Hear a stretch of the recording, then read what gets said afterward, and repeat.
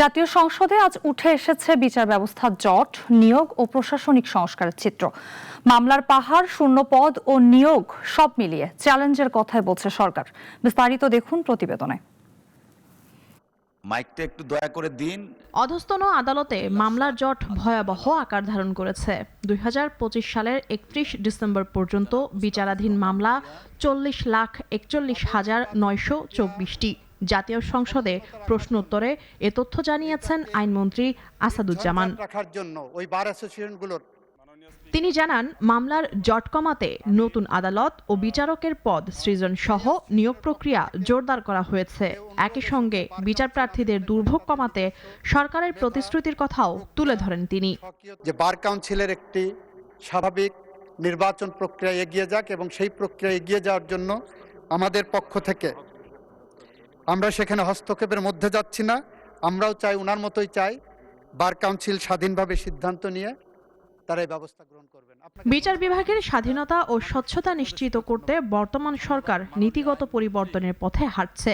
অতীতে বিচারকদের পদায়নে দলীয় আনুগত্যকে প্রাধান্য দেওয়া হলেও এখন সততা, দক্ষতা ও বিচারিক আচরণই হবে একমাত্র মানদণ্ড, এমনটাই জানান আইনমন্ত্রী। মাননীয় সংসদ সদস্যকে ধন্যবাদ। মামলা নিষ্পত্তির নির্দিষ্ট সময় নিয়েও স্পষ্ট তথ্য নেই সরকারের কাছে। একই সঙ্গে রাজনৈতিক হয়রানিমূলক মামলা যাচাই বাছাই করে প্রত্যাহারের কার্যক্রম চলমান রয়েছে বলেও জানানো হয় সংসদে। প্রয়োজন ততটুকু উনি আনেন, এর বাইরেরটুকু আনেন না। এদিকে সরকারি চাকরিতে শূন্য পদ 4,68,220টি। এ তথ্য জানিয়ে জনপ্রশাসন প্রতিমন্ত্রী আব্দুল বারী বলেন, ধাপে ধাপে এসব পদ পূরণে কর্মপরিকল্পনা নেওয়া হয়েছে। মেধা, সততা ও যোগ্যতার ভিত্তিতেই নিয়োগ, বদলি ও পদোন্নতি নিশ্চিত করার প্রতিশ্রুতি দেন তিনি। চৌধুরী এনিকে তার বক্তব্য রাখার জন্য আহ্বান জানাচ্ছি। এছাড়াও সরকারি দলের সংসদ সদস্য হারুনুর রশিদের প্রশ্নের জবাবে পানি সম্পদ মন্ত্রী শহীদউদ্দিন চৌধুরী অ্যানি জানান, পদ্মা ব্যারেজ নির্মাণে সরকার অগ্রাধিকার দিচ্ছে। নতুন নিয়োগ, সংস্কার ও নীতিগত পরিবর্তনের মাধ্যমে পরিস্থিতি উন্নয়নের আশা দেখাচ্ছে।